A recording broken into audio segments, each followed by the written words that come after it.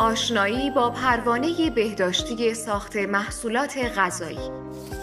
آیا می‌دانید کلیه محصولات غذایی، آشامیدنی، آرایشی و بهداشتی که به صورت تجاری عرضه می‌شود، باید دارای مجوز بهداشتی باشد؟ آیا می‌دانید محصولات غذایی که فاقد مجوز بهداشتی میباشد، در صورت ایجاد بیماری و مشکل برای مصرف کننده قابل شناسایی و پیگیری نیست؟ آیا می‌دانید کلیه فروشندگان محصولات غذایی، آشامیدنی، آرایشی و بهداشتی ملزم به عرضه و فروش محصولات دارای مجوز بهداشتی میباشند؟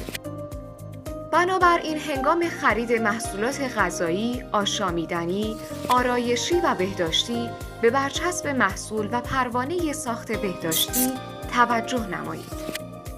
پروانه بهداشتی ساخت شامل نام محصول، نام تجاری، محل تولید، نوع و جنس بسته‌بندی و اوزان مجاز و فهرست فرمولاسیون می باشد.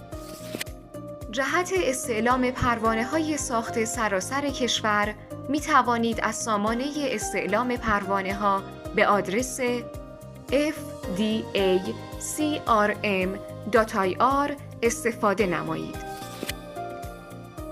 درج نشانگر رنگی تغذیه‌ای در کنار لوگوی پروانه ساخت جهت محصولات غذایی و آشامیدنی فرموله شده الزامی است.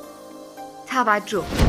درج هر گونه شماره متفرقه از جمله کد بهداشت، پروانه بهره برداری، سری ساخت، شناسه، کد ثبت و غیره بر روی محصولات به جای پروانه بهداشتی ساخت جهت گمراهی مصرف کننده بوده و صرفاً درج پروانه ساخت ملاک مجوز بهداشتی جهت تولید و عرضه محصول داخلی و خارجی می باشد.